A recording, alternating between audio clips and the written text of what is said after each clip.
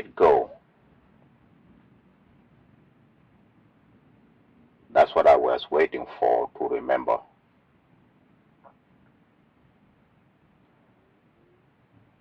The Hark Island. The Hark Island, which is an island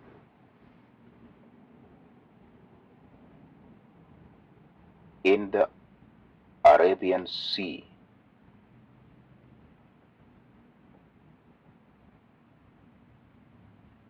Where you have the Strait of Hormuz that entered into the Arabian Sea from the Indian Ocean.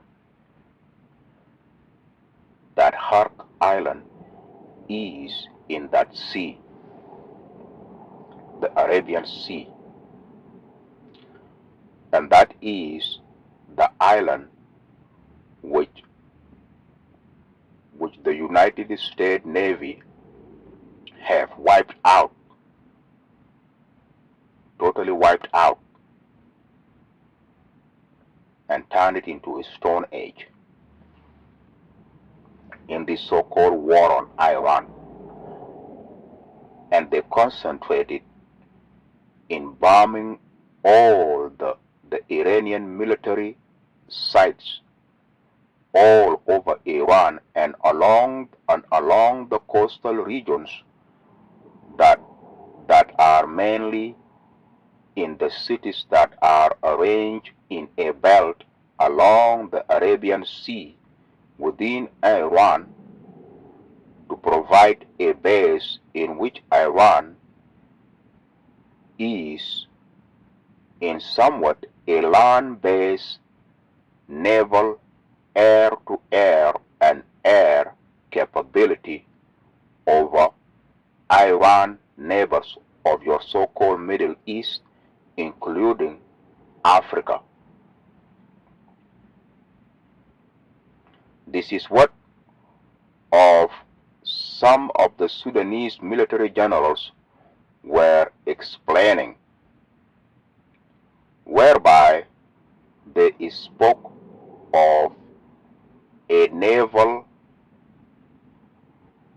arrangement, an air arrangement, and land arrangement within the reality of military setting, strategic military setting of North Sudan, which in this include all of the North Sudan allies, of which Iran is one of them.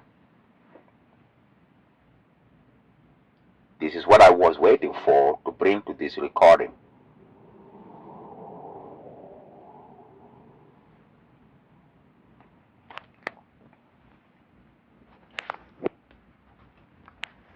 Hi, this is a Momokwala Mom recordings. This is a Momokwala Mom recordings. On today's recording,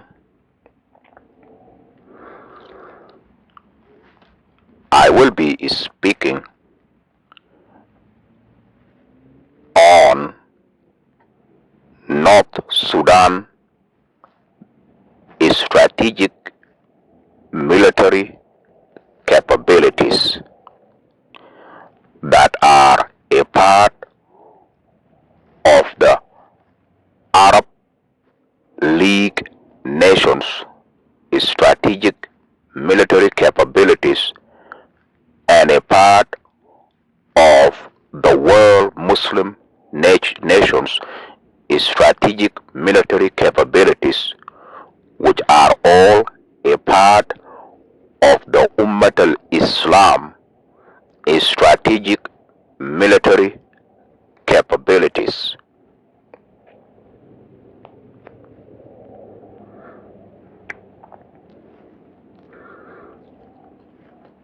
You have to come into the mindset to be able to get the downloads.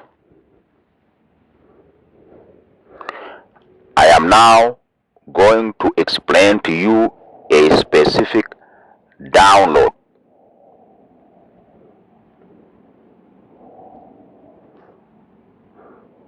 When you speak of Ummat al-Islam, within that you also have the Ummat of al-Islam capabilities and strategic capabilities. What do you think Prophet Muhammad was learning from Jibreel? Who is Jibreel?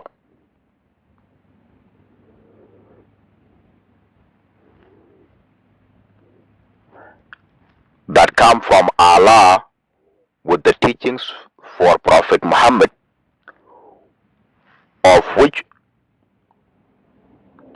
the blueprint of these teachings to you are the Quran and the Hadith. What is Quran?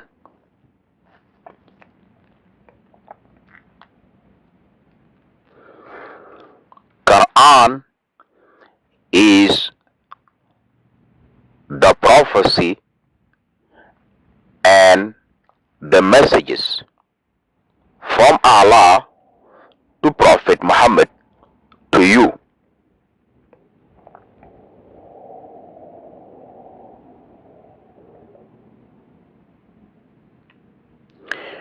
Quran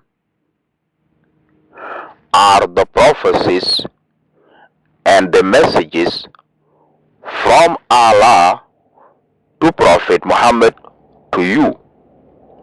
And Allah instructed in the Quran that we have to read it.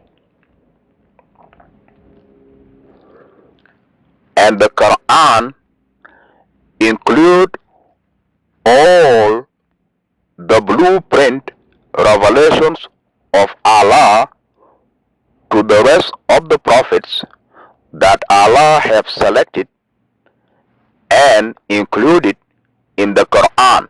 That's why you find the Quran have similarities with your so-called Bible.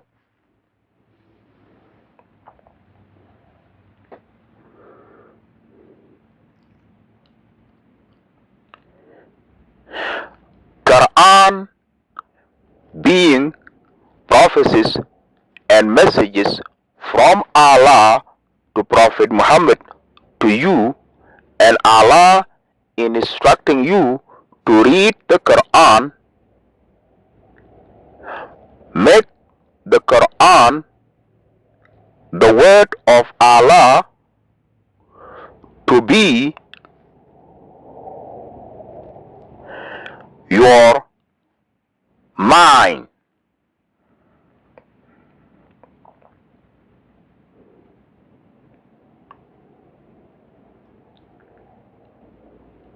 Allah use Quran to renew your brain by giving you His mind. The mind of Allah is the Quran, and the Quran is the mind of Allah. And Quran being the mind of Allah is the light of Allah. Somewhere there you find Allah saying, I have given you a light from me to guide those who follow you back to me. What is the purpose of light? The purpose of light is to enlighten.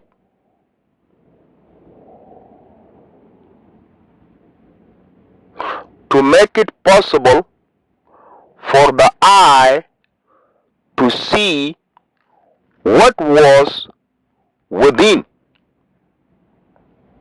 in the darkness.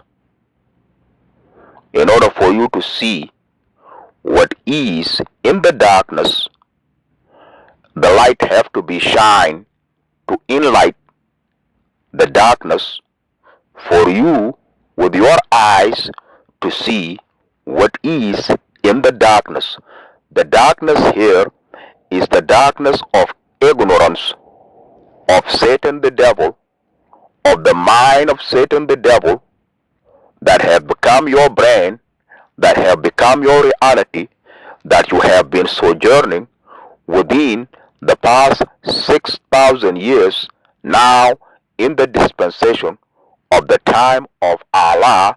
Allah came with his light on his day to enlighten those who are in his day to remain in his day, and those who Allah is removing from the presence of his day from this world into a hell will not be enlightened. This Quran is to enlighten you, to give you the mind of Allah, which will transform your brain and transform your reality. This Quran is the light of Allah.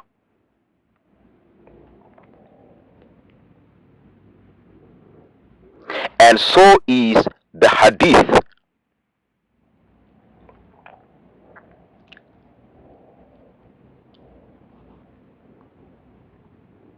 So Quran are the prophecies and the messages of Allah to Prophet Muhammad, the messenger of Allah to you.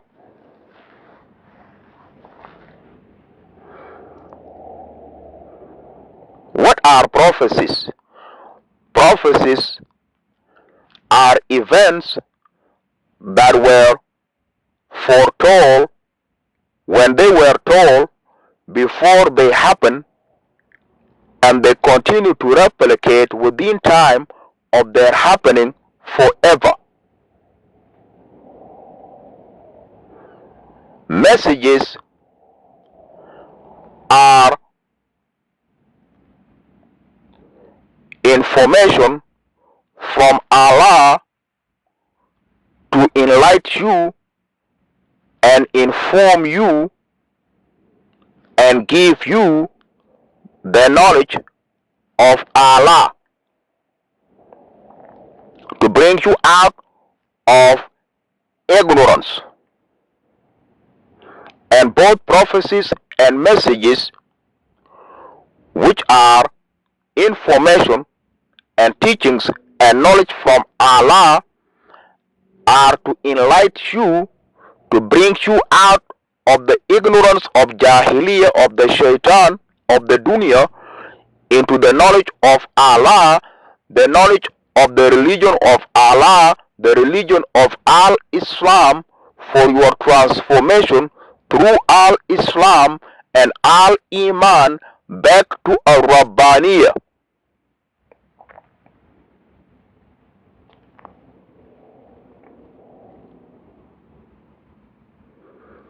Why did you Muslims stop reading the Quran?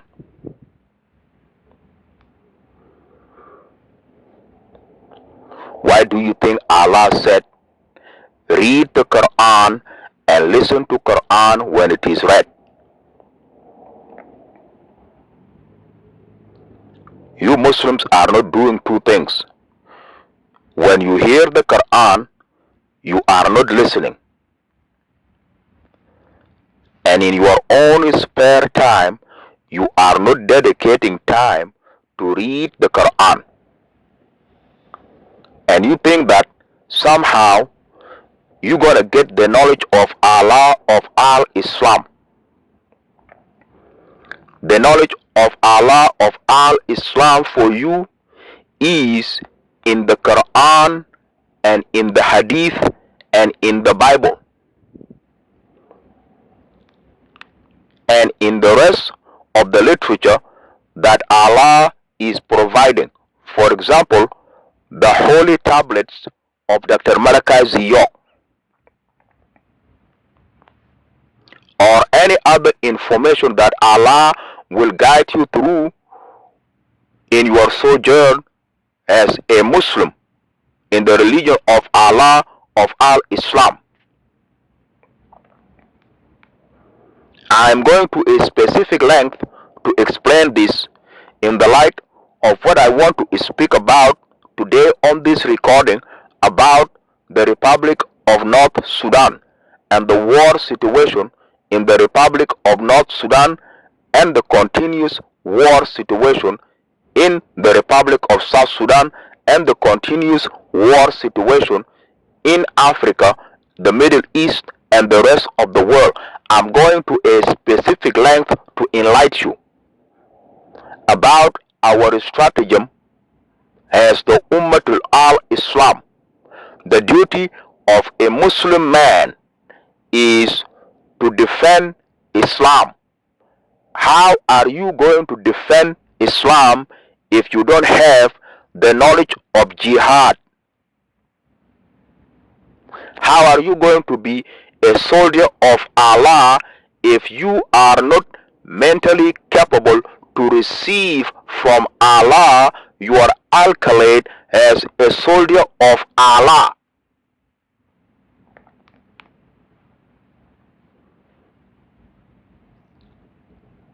How are you going to go out in the way of Allah to fight a jihad against the enemies of Allah, the Kafirun and Mushrikun? If you don't have the knowledge of Allah, which is the Quran, the Hadith, and the Bible. So at the get-go, I explain to you in a few what Quran is. Quran is two things. Quran are prophecies, and Quran are messages of Allah to Prophet Muhammad to you. Prophecies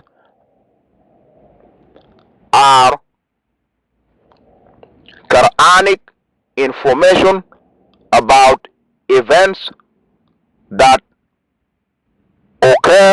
occurring, or to conquer, which are all foretold within the time frame in which Allah revealed Quran to Prophet Muhammad. And in the reality of Islam, the reality of the dunya, messages are information from Allah which Allah used to enlighten. So, and both prophecies and messages are information of light from Allah to replace the ignorance of the shaitan in you.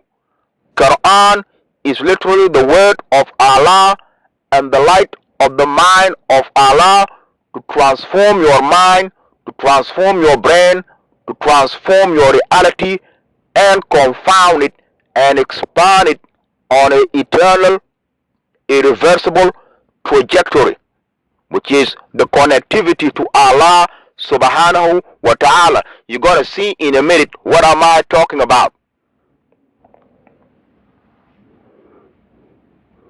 And Allah instructed in the Quran to a Muslim that a Muslim have to start by learning the Quran by simply reading it. Not to be taught it by anybody. That is a part of it. But the main way in which a Muslim learn about the Quran is to read it.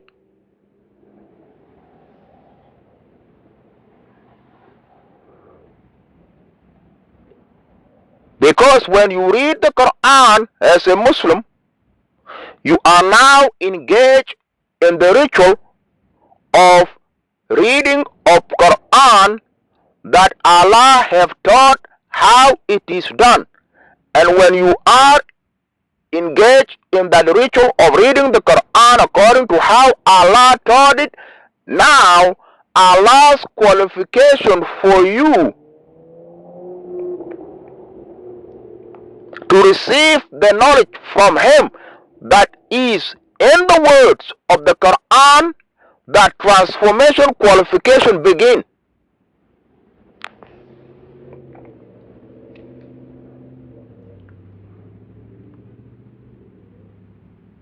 In such a way that Quran is some kind of a drink that you drink, and when it goes into your belly, it will begin to transform you from the inside out.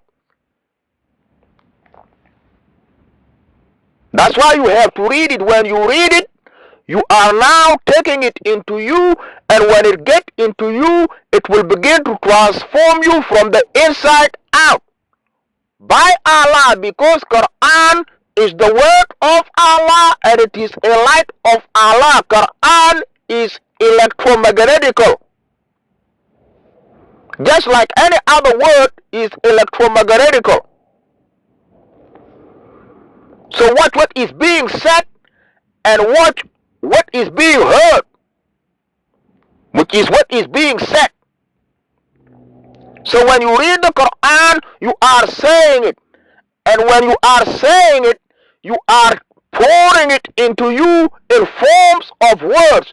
And when it is entering into you, into your belly, meaning that entering into you, you will begin to digest it, meaning that it will begin to transform you from the inside out. Just like the way you drink water and eat food and hear what is being said and what is being heard.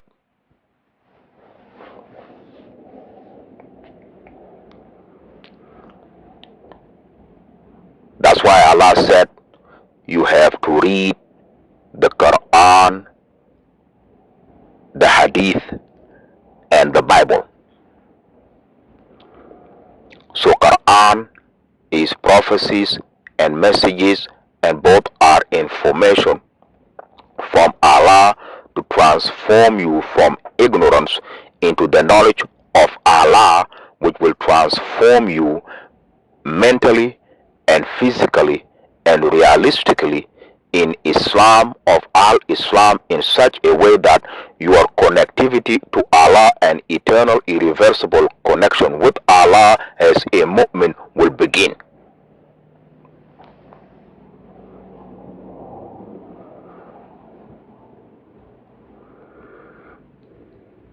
So if the Quran is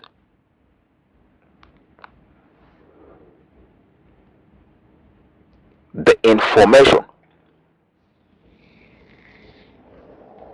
then it is the information that was given.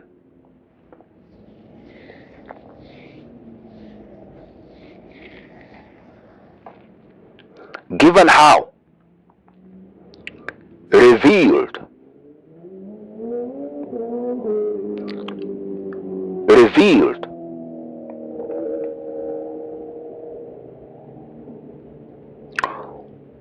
Qurra.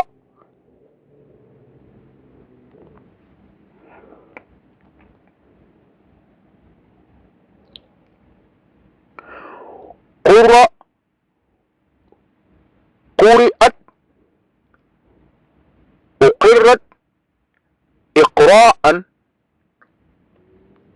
قراءة النبأ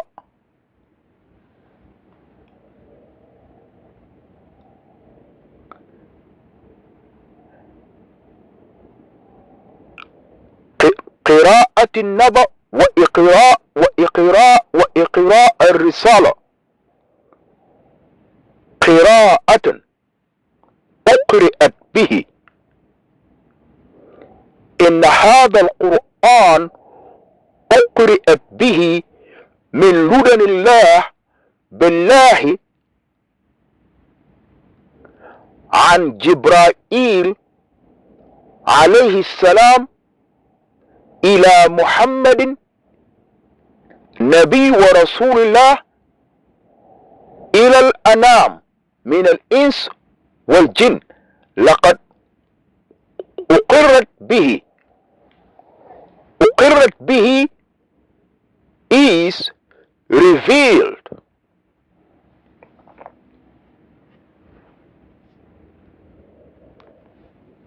So Quran is a revelation from Allah through Jibreel to Prophet Muhammad to the world, to you, that you now find written in that book that you call Quran.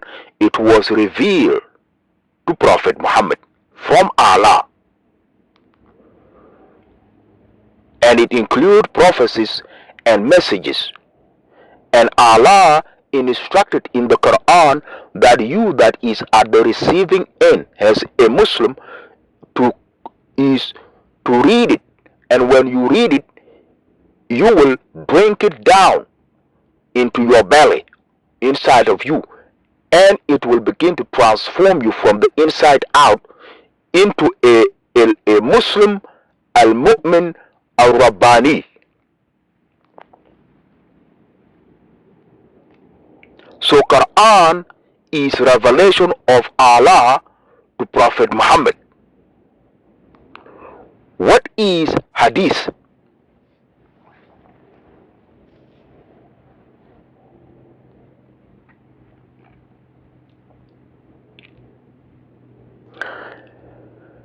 Compilation of the sayings of Prophet Muhammad.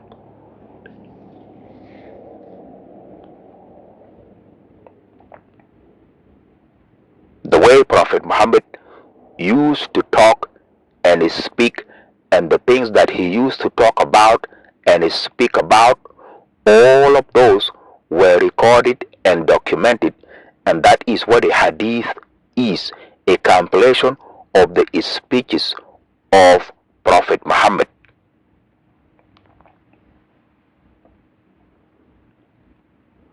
What was Prophet Muhammad speaking about?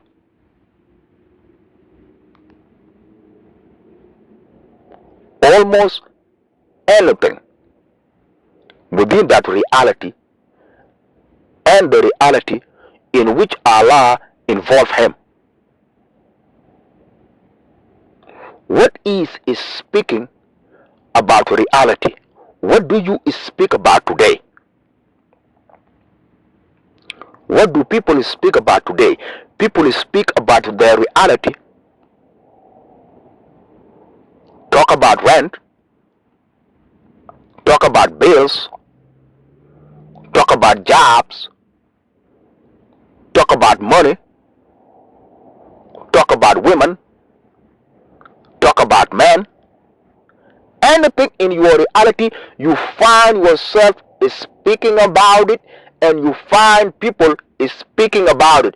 That is how Prophet Muhammad was. You find him speaking about anything in his reality, and then in other reality that Allah engaged him in, that is the reason why all of his speeches and all of his way of life was documented and recorded.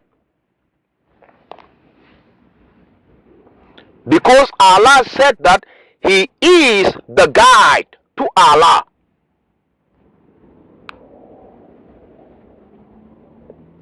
So watch him, observe him, and listen to him, and learn about him. So they documented and recorded everything that they can document and record about him. So they came up with the Quran, and they came up with the Hadith, and they came up with the Seerah, another book now.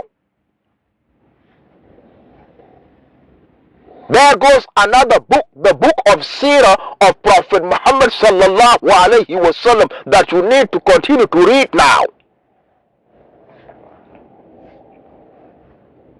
There goes another book that you need to continue to read now. The book of the Seerah of Prophet Muhammad.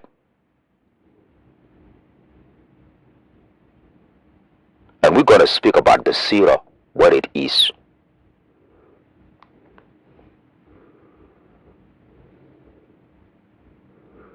Which is actually the book of ascension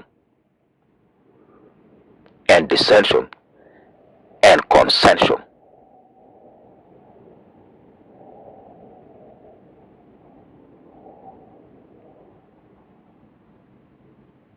The book of Sirah. So hadiths are the compilations of all the speeches of Prophet Muhammad. What was Prophet Muhammad speaking about?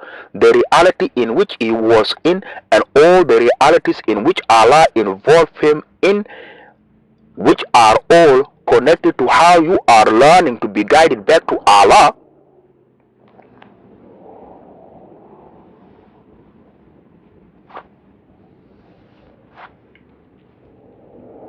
Engaging your reality is engaging the happenings in your reality, which are called hadath or events. So hadith really is a book of recording of all the events in which Prophet Muhammad involved himself in, and he spoke about and instructed about and enlightened about and taught about. For example, the event of praying. There are Quranic verses about praying, and there are ahadith teachings about praying. The event of fasting, the event of Shahadatain, the Tawheed, the event of the 5 pillars of Islam and the 6 pillars of Iman.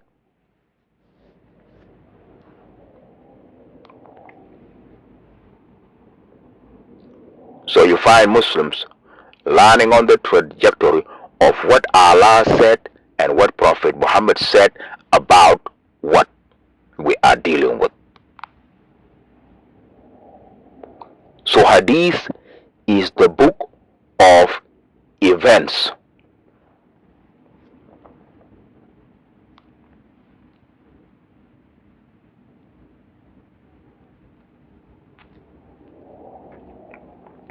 How? When you speak about the events, you are giving the concurrences. And when you give the concurrences of the events, you are giving the news and the details of the occurring events. So today, you gather news in written form and in broadcast form. So you have the newspapers, and you have the radio, and you have the television, and you have the mouth-to-mouth, one-on-one broadcasting or relaying of information of co-occurring events. You want to know what happened, you want to know what is going on, you want to know what is going to happen, and somebody is trying to give you the news. People talking to you about the weather, which did not happen yet, and you believe them. People talking to you about what happened already. You turn on the CNN and they tell you about what is happening and what happened and what is going to happen, and you believe them. Prophet Muhammad gave you the news. So the book of the hadith is the book of the news.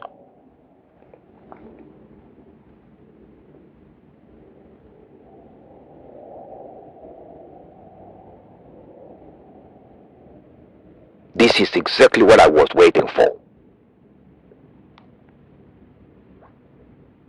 So there goes another book, the book of Sirah. So now you have Quran, Hadith, Sirah, Bible.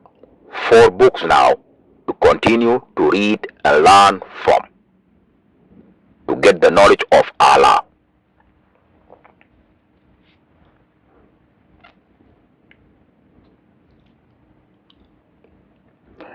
What kind of knowledge are you receiving in Quran? Now, the totality of the information source is Quran. Because when you are presented with a information, you're going to have to deal with information in such a way you have to inseminate the information by simply reading it, if it is in a written form, or viewing it, if it is, or viewing it and listen to it if it is in a broadcast form. So the total information, Allah give it to you in a written form and broadcast form, and you are to view it and to hear it and to read it for yourself. And the total information that is being broadcast to the planet Earth in a broadcast form, in an audio form, in an audio visual form, in a radio form, in a television form, and in a newspaper articulated form. Quran is nothing but a newspaper written on paper, and that is what the Bible and whatever book that they have ever given you. We're coming into the totality of the whole information that is being broadcast to the planet now. All of that is a Quran that was revealed and continue to be revealed by Allah to the whole entire planet, and you are now to know how to receive it.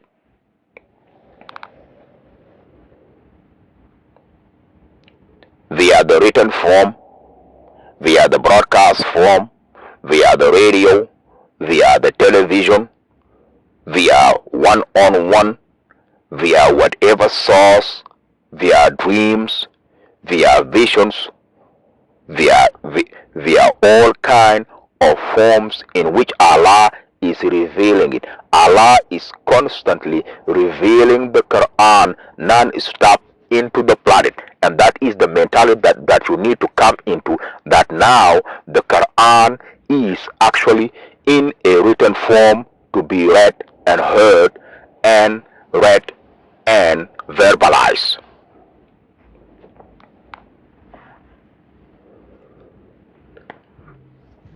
That is what opened up the whole revelation to begin to enter into the esoteric. You are not now dealing with a part of it. You are now dealing with the totality of the whole entire solar system now, which is the raw soul of Allah, which is what Prophet Muhammad represents in a human form, and you represent in a human form as a student learning from Prophet Muhammad, an example now to be modeled after Prophet Muhammad and to mature into a raw soul of Allah.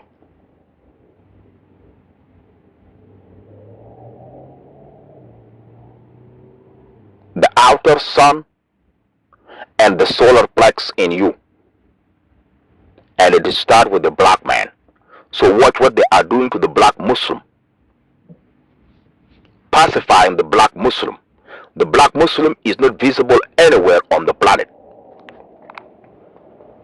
The black Muslim have been pacified by the white Arab Muslim, and the black Muslim is melanated.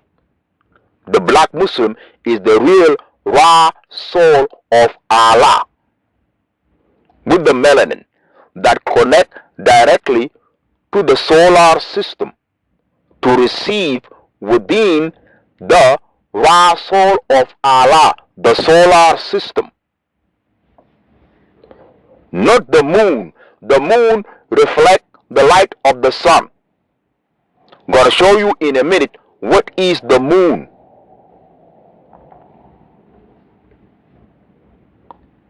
One of their areas that they base themselves on to wipe out all the downloads that you was bringing in here from whatever part of the universe that you came in to occur in the pregnancy of you inside the belly of your mama.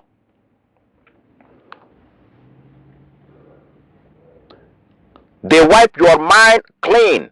They delete everything in your mind right there when you go through the moon to come right into the planet. You don't know why they keep going to the moon.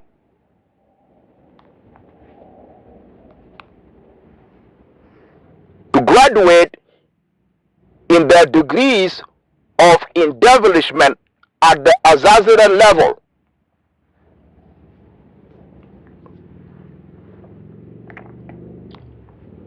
The Chinese are now preparing on how to invade Africa with Azazila.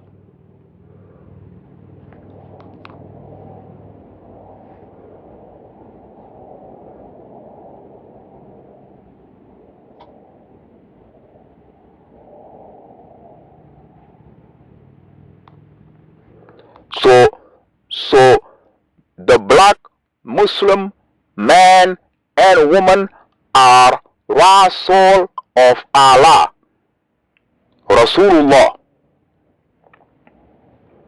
There is a Rasulullah, alright. That Rasulullah was a olive tone, a dark olive tone Ishmaelite, and a black. He wasn't a white Arab. And Dr. Malachi Ziyok already showed you his picture, and it is in the hadith that one day an angel will come with the picture of Prophet Muhammad and show it to the world and ask the world, hey, who is this? And that is what Dr. Malachi Ziyok did in 1988. He introduced the pictures of the prophets, and among them the picture of Prophet Muhammad, to the world, and all the Ahlul Bayt. He introduced their pictures and he asked the world, hey, who are these people? Aren't these the pictures of the people that you have been speaking about in your Quran and your Sunnah and your Bible and whatever information you have been speaking about religion on the planet Earth? These are their pictures. Did the world believe him? Do you believe those are the pictures of all of these characters in our religion?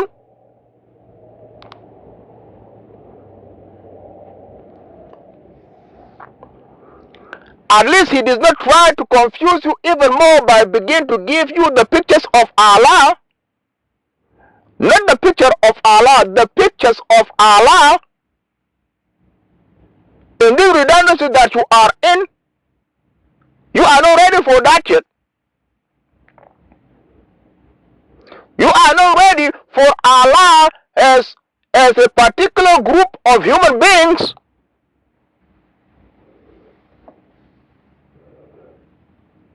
You still hooked on some kind of an imaginary Allah. Whoever taught you that? If that ain't a devil, then I don't know what a devil is. Some kind of an imaginary Allah that is in your mind that you are hooked on, that Allah never spoke to you about. Allah never told you, I am that imaginary Allah that is in your mind that you keep imagining and try to hook yourself to it. Blindly, being misled by the shaitan. Who is Allah? Where is Allah? What is Allah? What does Allah do? You not with that.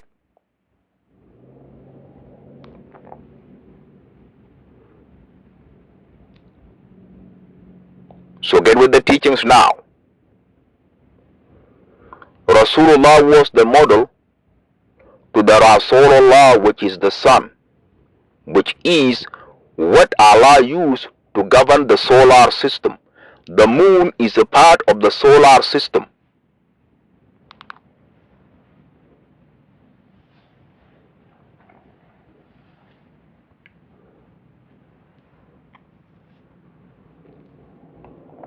And the reason why the white Arab is pushing the lunar calendar, which is the calendar of Prophet Muhammad, when Prophet Muhammad took the moon into the reality of moving from Mecca to Medina, which is a lesser light, to later on come back, moving from Mecca to Medina to later on come back to overthrow the Kafirun and Mushrikeen and restore the Risala, which is the connectivity to the solar system.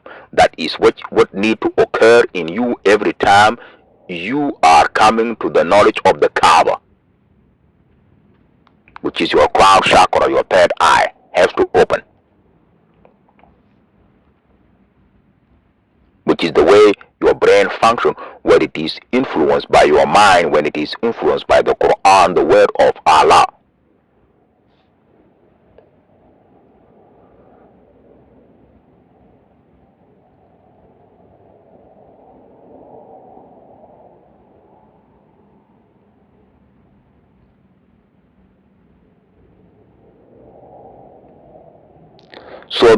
So the black man, the black woman, and the black child, and the black man Muslim, and the black man and the black woman Muslima, and the black child Muslim are within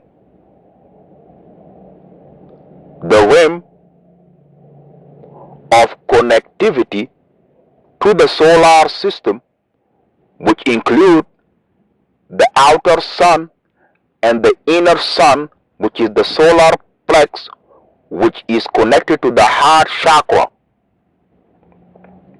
All of that regulated by the amount of melanin that is in that black man, black woman, and the black child, which make the black man, the black woman, and the black child a Rasulullah, a part of the solar system.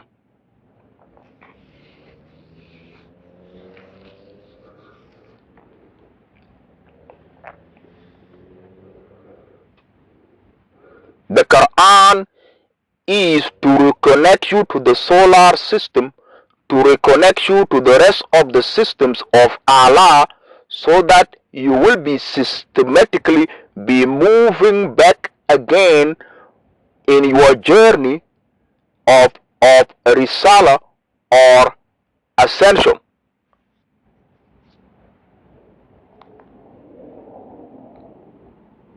To literally come back into your angelic nature and to be able to travel again intergalactically, to do what you do as a Muslim, not to always be stuck right here on planet Earth and stuck in your neighborhood and thinking that you are going somewhere. You are not going anywhere.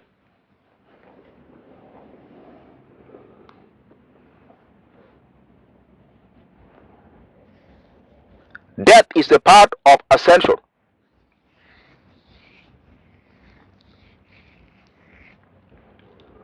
Dreams and visions and interdimensional realities are a part of ascension.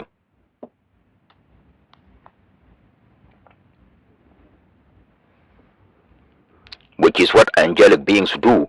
They travel throughout the universes to do the work of Al-Islam, the work of Allah, and they travel with the light of Allah. Rasulullah was taken up in one of these journeys to go and meet up with Allah. And so are you. You are soon to be a part of all of that reality. Your reality as a Muslim involves traveling. The North Arab of North Sudan have introduced in the Sudan the reality of a nation and a country, which involve traveling within the country and internationally, all funded by the government to enhance all the activities of the government. That reality was made a reality in Sudan by the North Arab Muslims that brought in the system of the nation and the country of Sudan before South Sudan broke away from Sudan, and Darfur now breaking away from Sudan on the behest of the United Arab Emirates, United States of America, and their European allies, and the state of Israel and Qatar and Bahrain and several Arab nations and world nations that put their arms together to arm the RSF to take away Darfur. I'm coming to that in a minute before I close on this recording. Actually, I came on this recording to speak about the strategic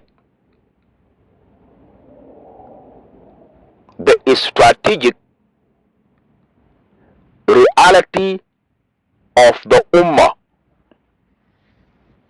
There is a strategic reality of the Ummah that we need to come into,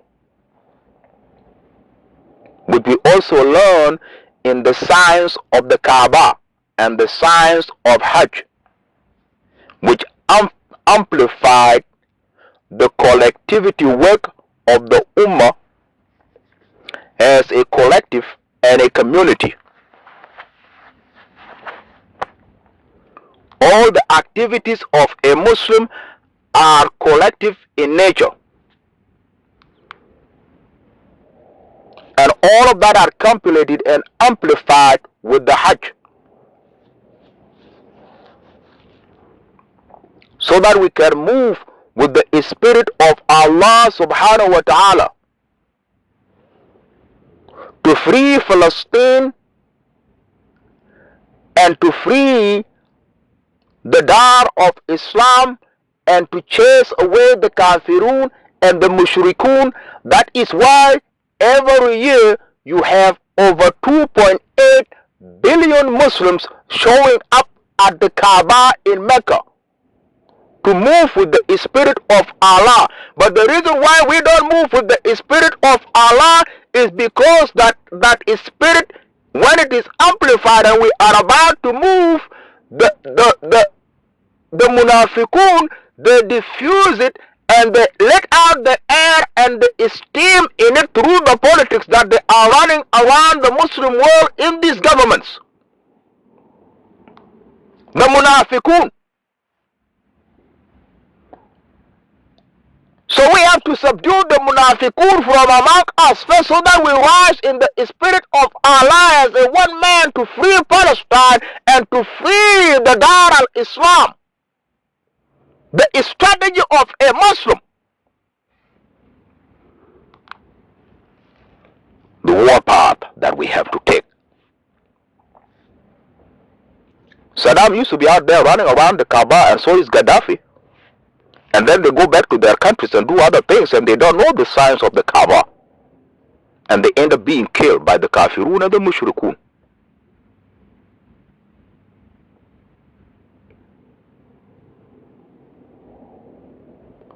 What are the signs of the Kaaba? First off, what is the Kaaba?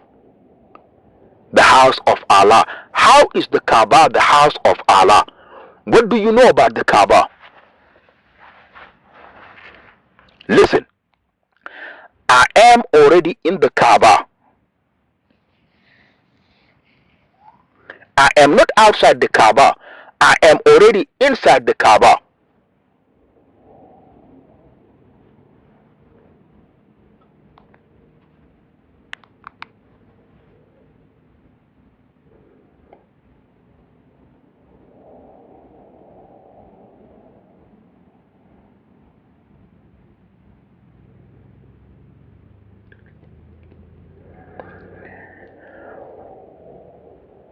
for a group of Iranians funded by Ayatollah back in 84. They tried to take over the Kaaba, and the mission failed during the Hajj because they thought they were going to move the Muslim in the trajectory of attacking Israel and taking over Israel right there from the Hajj.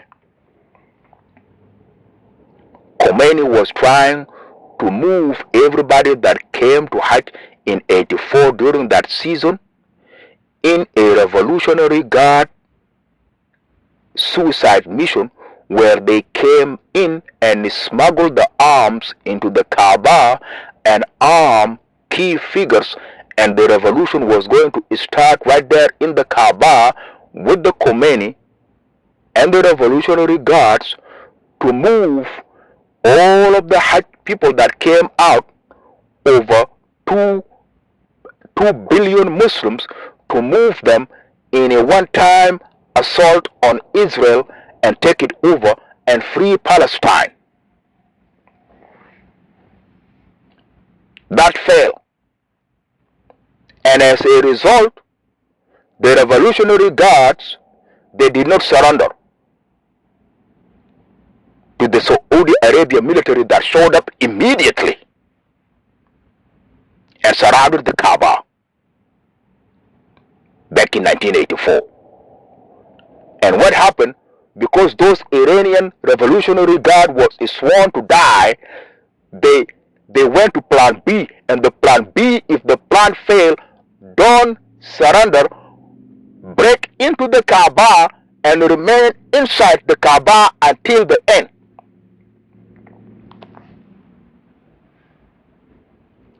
So about 300 of them that was not killed during the fight around the Kaaba with the Saudi military during the Hajj season, bodies all over around the Kaaba, body, take a bullet. Take a bullet for Allah. We're coming here with your mouth open. This is about talking. I'm about to get it to you now. Take a bullet for Allah. Just die for Allah. You had a swallow a camel and a nut to be involved in Islam and don't know what you are getting yourself into. Take a bullet. So, bodies laying everywhere. Real fight between the Iranian sworn in to die Revolutionary Guards that were sent by Khomeini. You think Khomeini was playing? Nah. Khomeini said, I'm going to show you what Islam is all about. Which one among you want to go in the way of Allah, to go and die for Allah? Come out. I'm going to take you there. That's how the Khomeini was talking to the Revolutionary Guard inside Iran to recruit them. Which one of you want to go in the way of Allah on a mission to go and die, to never come back for Allah? And a couple of thousands of them came out, and Khomeini took from among them a couple of thousands and sent them mixed up with the people of Hajj in 1984. And they came in with their weapons, and they smuggled in with their weapons. Don't tell me how. The Saudis are still baffled today of how that happened. Thousands of Iranian Revolutionary Guards that were sworn in to die smuggled their weapons in and mixed themselves with the Hajj, and they came into the Hajj area, and they start a revolution, and they distribute weapons, and they announce themselves to the people, and some people joined and some people were stunned. What is going on? Yeah, what is going on? Revolution. And the Saudi Arabian military showed up immediately, and a fight broke out right there at the Kaaba between the Saudi Arabian military and the Iranian Revolutionary Guard. Bodies flying everywhere. Home is caught up in a mayhem. What is happening? Yeah, what is happening around the Kaaba? You came for Hajj. Oh,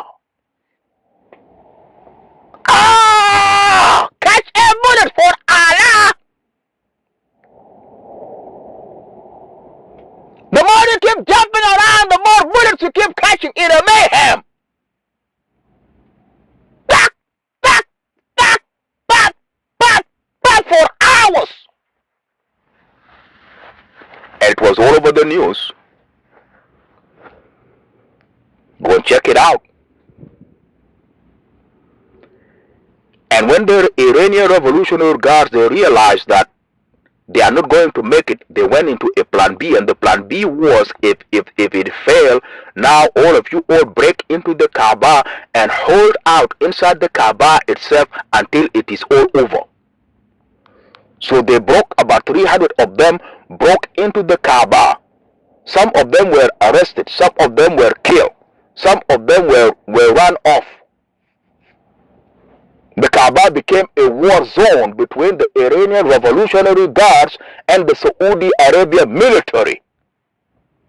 It was popping like a donkey Kong for days around the Kaaba. Welcome to the Kaaba, folks.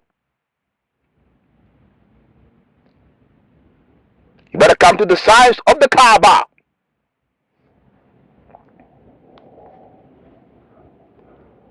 So the plan B, they went into the Kaaba and they held out in the Kaaba. So the Saudi Arabia military was not able to fire at them inside the Kaaba, but they surrounded them and they held them in, and now the puzzle of how to get them out of the Kaaba began. Guess where the solution came from? From the Pentagon.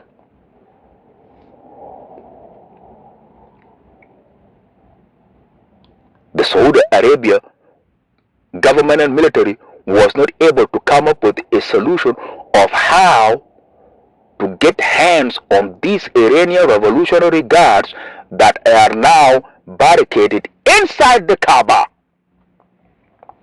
I am inside the Kaaba. I am not going there to run around it.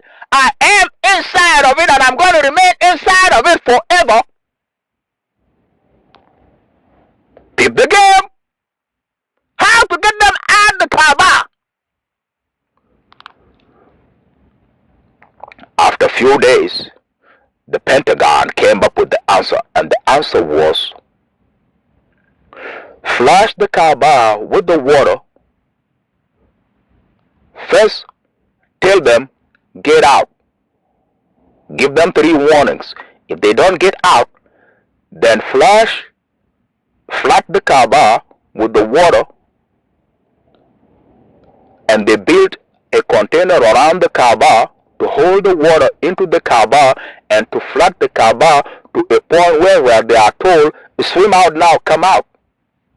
And if they continue to refuse, begin to send in electric shock at specific levels to let them know the more you don't come out, the more we're going to raise the shocks on you.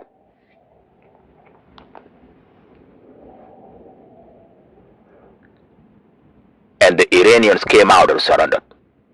Where did that solution came from? It came from the Pentagon, from the white man.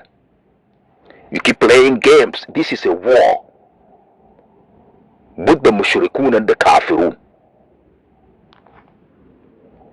And that was the end of that. And they were not able to pin it on Khomeini because they were not able to connect anything.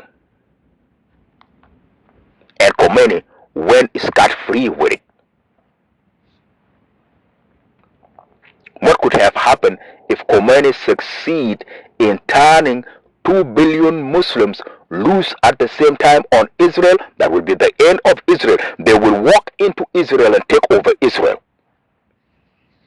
with Iranian Revolutionary Guards protecting them. 2 billion Muslims can walk into Israel, and that is what Gaddafi was speaking about. Gaddafi was saying that now we have failed, we have now to attempt the Holy March. The Holy March is to march straight from Hajj into Israel and take it over.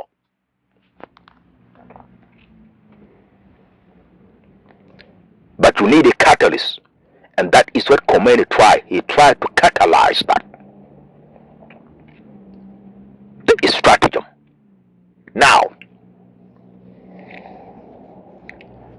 this.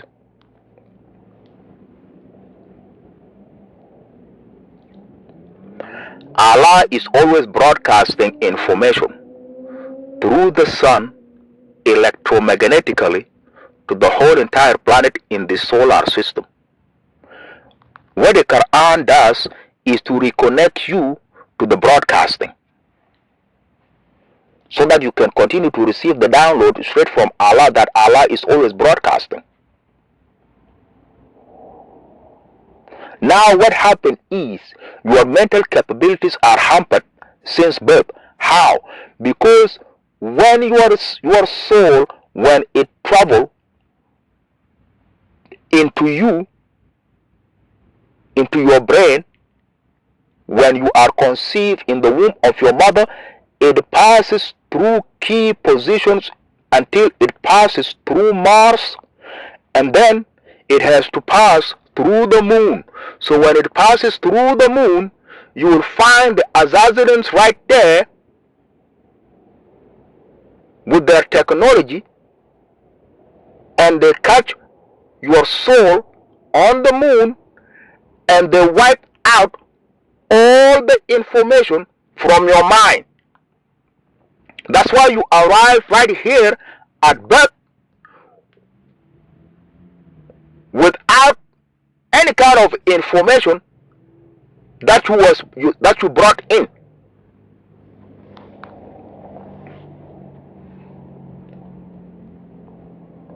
They delete and download all the information that come in with you during birth.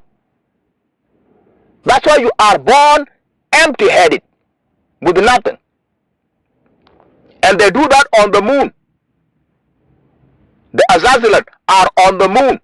And that's why the white man is always traveling to the moon. The Hindus are now traveling to the moon. The Arabs are now traveling to the moon.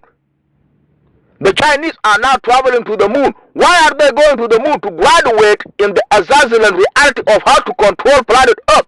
That has something to do with your soul, and that has something to do with your mind and your brain. And the type of the information that you have and to have.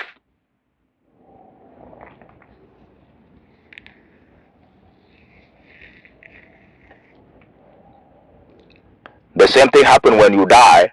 Your soul have to travel back through the moon, through Mars, and then through other parts of the solar system until it reaches to where Allah is going to store it, which is where you came from, solistically. And while you are traveling back right there at the moon, they wipe out all the information that you are taking from here to wherever you are going. So you also end up going out empty-headed, and you come in empty-handed at the trajectory of the moon.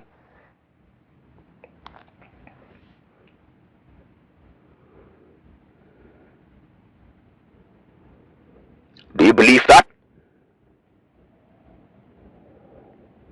Nah, you are not even coming to that. You look at the moon all the time. You don't want to learn what is that. You look at the sun all the time. You don't want to learn what is that. You are now learning about the stars. You don't want to come into the knowledge of the stars. You don't want to come into the knowledge of the planets. You don't want to come into the knowledge of each and every being that exists on the planet. You're starting with the human being. And you think you are learning the Quran? No, you are not connecting to the solar system. The Quran is trying to connect you into the solar system so that your transformation begin by the information of Allah via the solar system into all the other systems.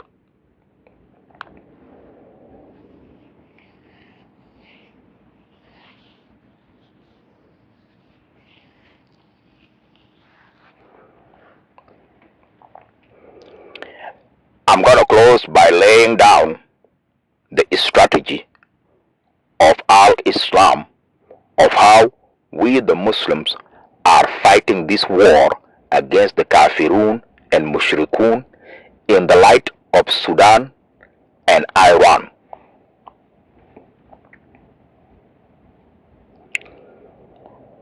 Sudan have the region of South Sudan breaking away in 2011 and the region of Darfur breaking away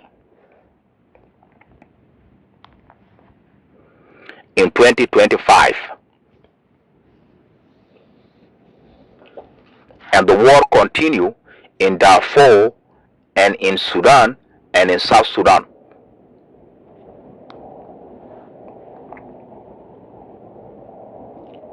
Why did South Sudan break away from Sudan? Why did Darfur break away from Sudan? Why is there a continuous war in Sudan, in Darfur, and in South Sudan, and in Africa, and the Middle East, and the world?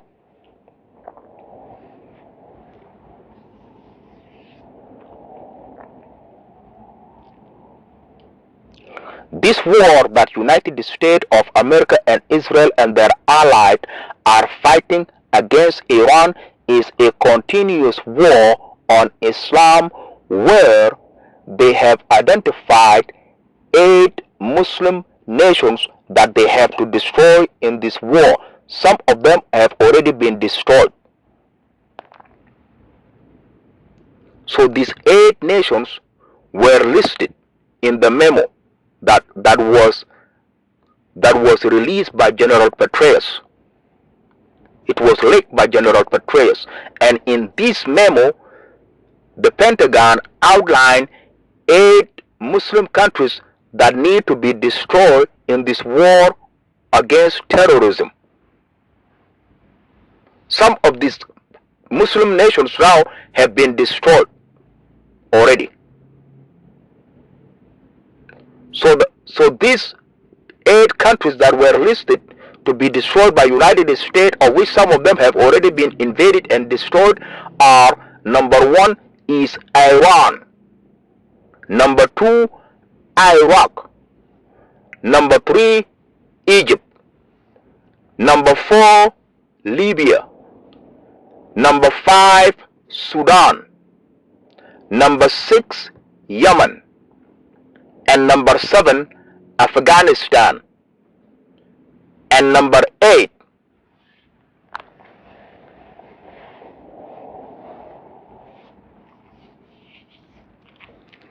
Tunisia.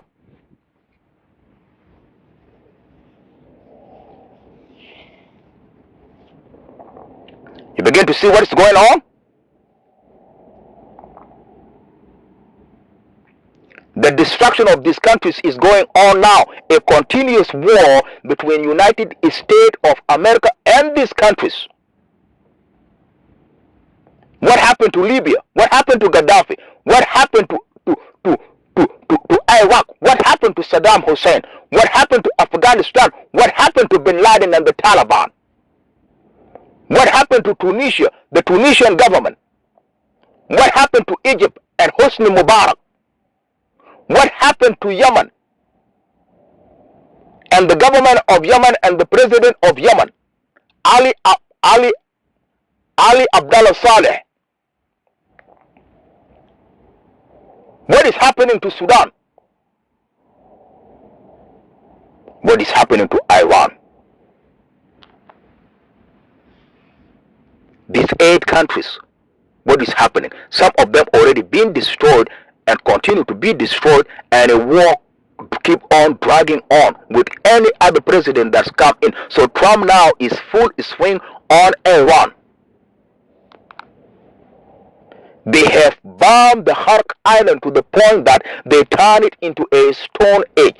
Hark Island was the jewel of Iranian Navy.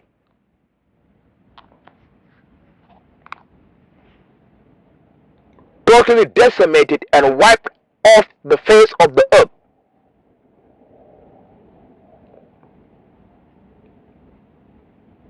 Why? Not only Hark Island, the whole nation of Iran military capabilities is being wiped out. Why?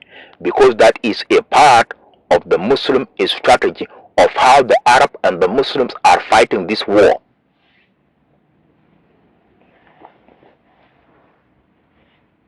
If it wasn't this attack of US and Israel on Iran, Darfur will continue to be a part of Sudan.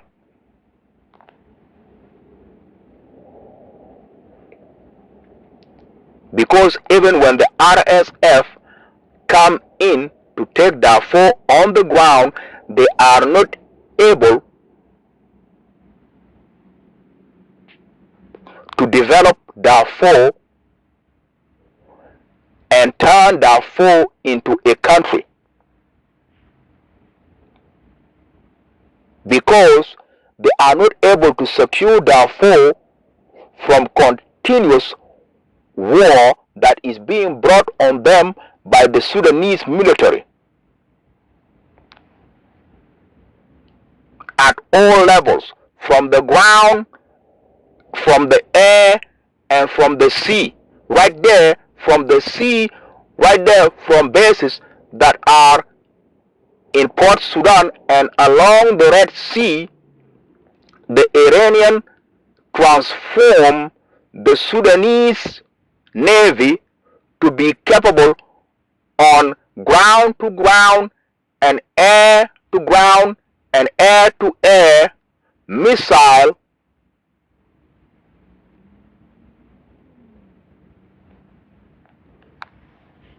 overwhelming capability in Darfur.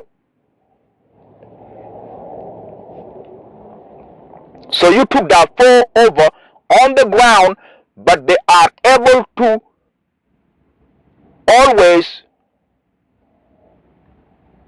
destroy you with missiles that are launched from Port Sudan. A capability that Iran gave to them. So you are not able to declare Darfur as a country. They will knock you out with their air force and their navy.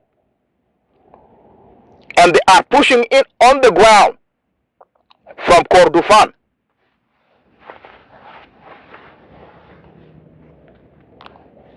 So now United States of America and Israel and Qatar and Bahrain and United Arab Emirates and Libya and Chad and Central Africa and South Sudan and Ethiopia and Djibouti and Kenya and South Africa and several other countries around the world and in Africa have joined in with the RSF in this war against North Sudan. And that is what is going on in North Sudan and Darfur and South Sudan, which is actually Sudan, a country that they destroyed. If it wasn't them joining in with the enemies of Sudan inside Sudan, South Sudan will continue to be a part of Sudan today, and Darfur will continue to be a part of Sudan today, but the war is not over yet. It kept on dragging on. So you need to come into the strategy of Dar al-Islam, the strategy that Allah gave Prophet Muhammad to give to the Muslim, that is in the Quran and the Sunnah. What is that strategy?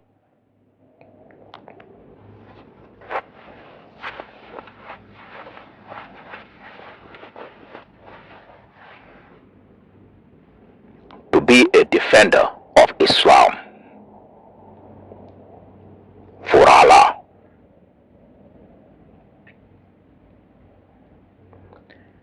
They bombed the Ayatollah right there in his home and killed him.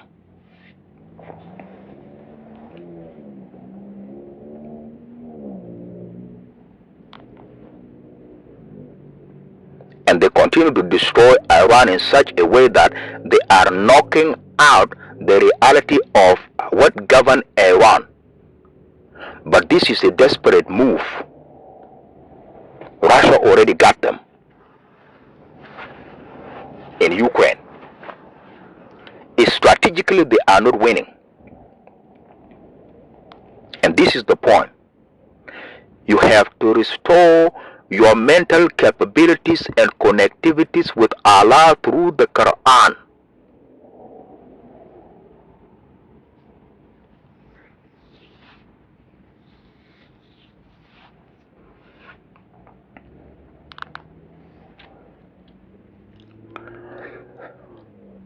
The war situation is just a part of our reality of how Azazela is trying to hamper our capability to achieve our realistic mission of beingness. And Allah is working in such a way that Allah is finally removing Azazela into a hell with all the kafirun and the mushrikun.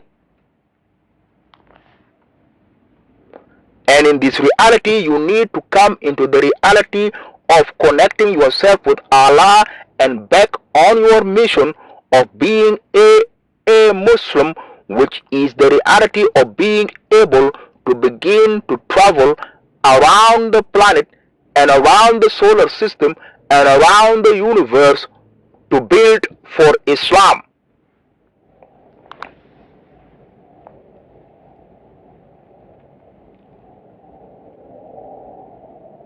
You came in here from wherever you came from in the universe, but everything went wrong on the moon when they wiped out the information from your mind, and you came in here ignorant and born ignorant. And now you have to pick up again with the Quran to relearn the information. What is the information that you came up in here with, and how it was wiped out from your mind on the moon by the Azazilan, and how you arrived here empty-headed and born here ignorant of it? Now you are to learn it in the Quran and the Sunnah and the Bible. That is the information that is to reconnect you to where you came from. You came here to establish that connection. And that is the same information that Osiris brought 16,000 years ago in Egypt,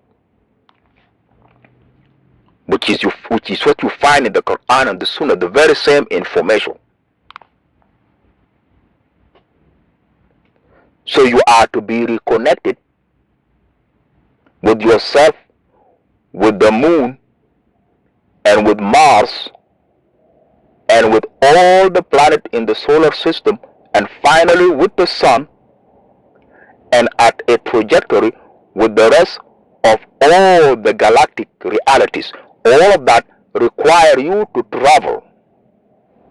You came here traveling and forgot how to travel back,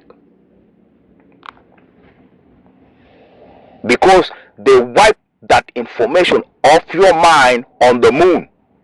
The Azazilan are on the moon today.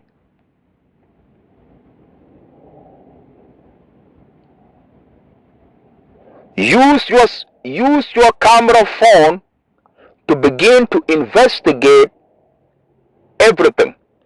Take pictures of everything and then study those pictures.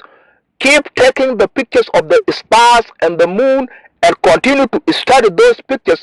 Your mind is going to be blown by what you find out that you see on those pictures. Spacecrafts everywhere.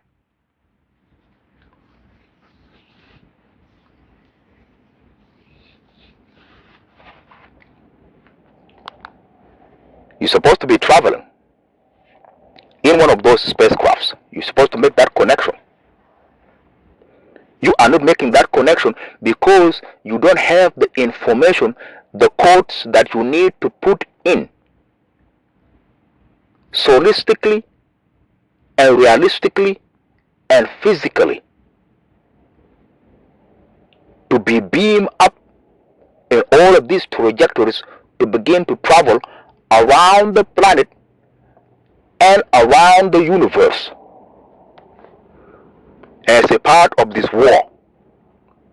You see them blasting themselves all the time to the moon. What do you think they are doing? They are going there to receive the degrees of Azazelism from those Azazilans that are already on the moon. And some of them are already going to Mars to go and team up with their Azazilans there to receive the degrees of Azazilans. You still right here on the planet Earth. You don't have a way to go anywhere. Your mind has been wiped clean by the Azazilan to hamper your ability to travel. Even around here on this planet, you are not traveling. You are not even traveling into Africa to find out what Africa is all about. You are not traveling anywhere in the world. You are not even traveling around your neighborhood. You don't even know how to move around your house and your neighborhood and your county and your state and your country. And you think somehow you're gonna be connected? Now, you have to continue to receive the degrees of connectivity and the beings that you need to connect with so that your process of traveling begins as a part of this war against the Azazilans. This is the part that I was trying to put in right here, and now I got it in.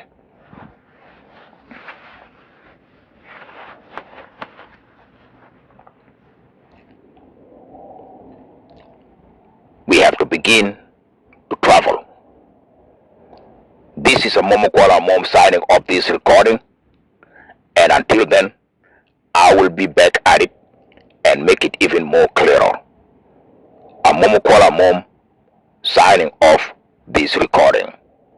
This is a Momokwala Mom or a Momokwala Mom recordings. This is a Momokwala Mom or a Momokwala Mom recordings, and I'm out.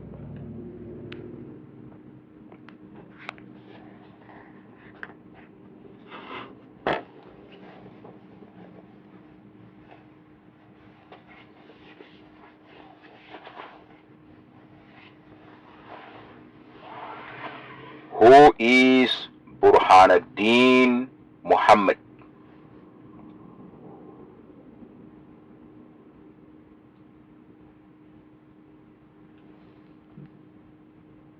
Burhanuddin Muhammad, Burhanuddin Muhammad.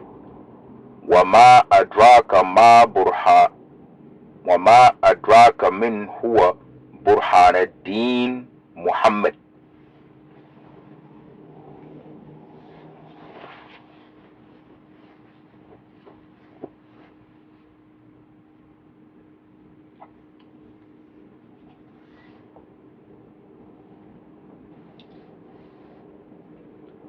Burhanuddin Muhammad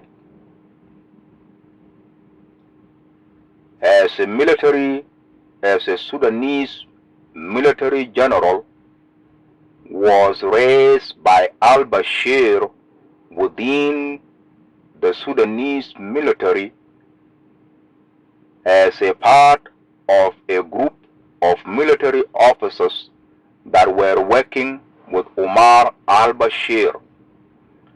And Omar al-Bashir assigned him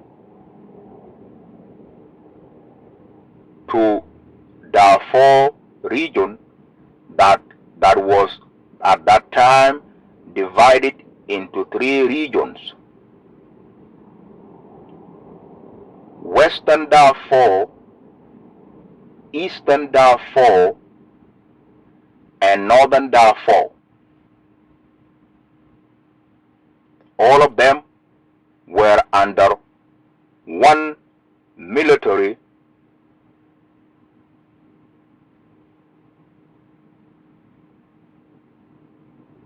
formation. And the head of that military at that time that was put there was Burhanuddin Muhammad. For a lot of years during the time of the rule of Omar al-Bashir. So Omar al-Bashir was raising a group of military officers to surround himself with the power to ensure his power to rule Sudan indefinitely. So what happened when Burhanuddin was being brought in to the power circles of Omar al-Bashir, Omar al-Bashir began to send him on diplomatic missions around the world, and the more Omar al-Bashir bring in Burhanuddin, the more Burhanuddin begin to learn about the inner circles of the power, and that is when he find out that Omar al-Bashir have a sell-out plan of how he want to transform the Sudanese military into his own power base, insurance to ensure his rule of Sudan indefinitely. How did Burhanuddin find this out? Burhanuddin find out in so many diplomatic missions. He find out about the foreign policy of Omar al-Bashir with the Emiratis, which was a policy that was continuous from the era of Numeri. Omar al-Bashir has taken it up a notch, and Omar al-Bashir was building his own special military in Darfur that you call the RSF today, headed by Hamdan Dagalo, one of his generals that he raised, by the way, that turned on him. So Hamdan Dagalo was in full swing, funded by Omar al-Bashir and the Emiratis as a parallel military in Sudan, in the Darfur region, that was being used by Omar al-Bashir for years in Sudan in the war with Darfur.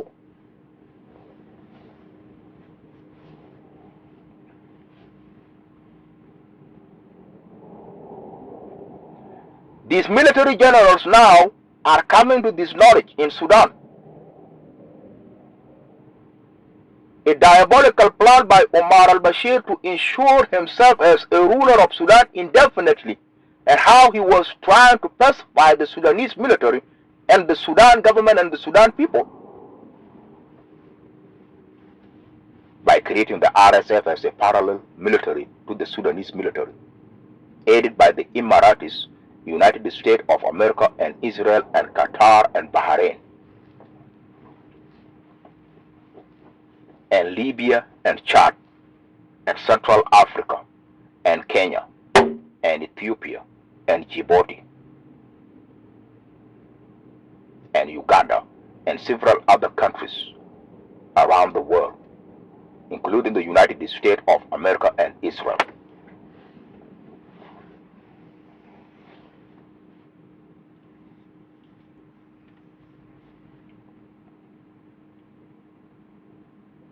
First, Hamdan Dagalo pretended to be a part of a revolution to overthrow Omar al-Bashir that was actually headed by several generals that include Burhanuddin Muhammad, when they uncover the plans of Bashir, of how Bashir have sidelined the Sudanese people and the Sudanese military politically and militarily to try to extend his rule indefinitely by this diabolical plan, where he created the RSF with the aid of all of these countries. When they find out, they overthrow Omar al-Bashir. But then Hamdan Dagalo cut into the chase, thinking that he can sideline the Sudanese military and he himself take over Sudan by renewing the plan and running the plan on everybody. And that is the cause of this war right now in Sudan. And that will cause Darfur to break away. And the continuation of the war in North Sudan and in Darfur and in South Sudan and in Africa and all around the world.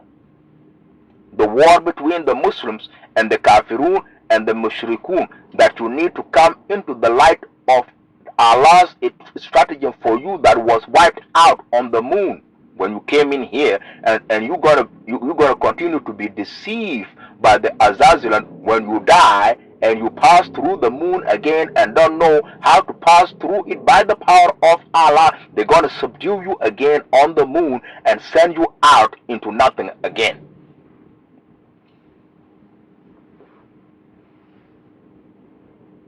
Start your journey today as a Muslim and start reading the Quran and listening to the Quran today, so that you be connected to the broadcasting of Allah of revelation to the planet Earth constantly, that is happening via the sun.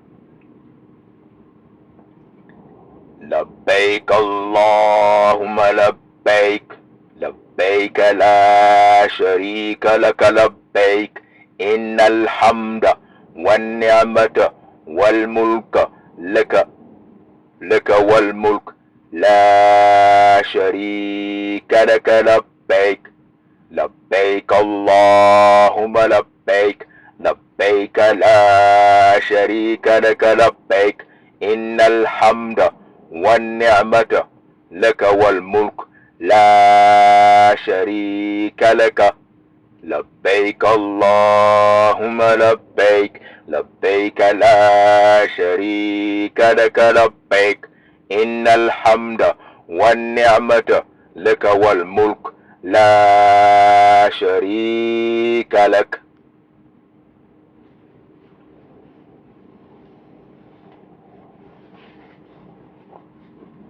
How am I inside the Kaaba?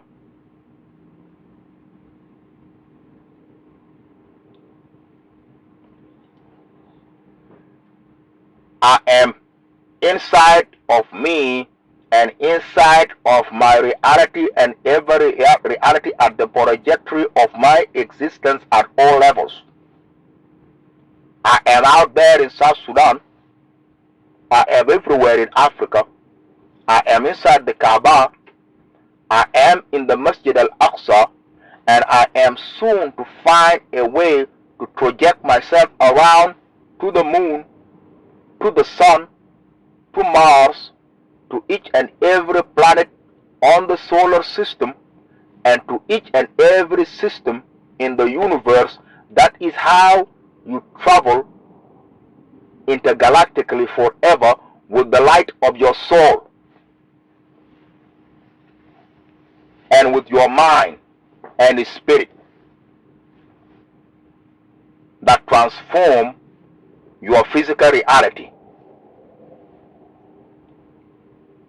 The same thing that you did when you came into the womb and matriculate and then be born into this world. Born into this world is you coming into this world, and you dying in this world is you leaving this world on another journey. You do all of that with your mind, and that is what Allah is preparing you for. Constant travel to deal with the situation until it is all solved. I came in here from Sudan to the United States of America, and that is where I am. I travel from Las Vegas, Nevada to Monterey Bay, California. And I travel around California, and I travel around the United States of America constantly to try to reconnect with Allah. We'll come back at that and explain that to you. I actually spoke about my journey from Las Vegas, Nevada to Monterey Bay, California, to propagate and to bring Islam to the black people of the United States of America. You need to begin to travel to bring what you are bringing and take what you are taking.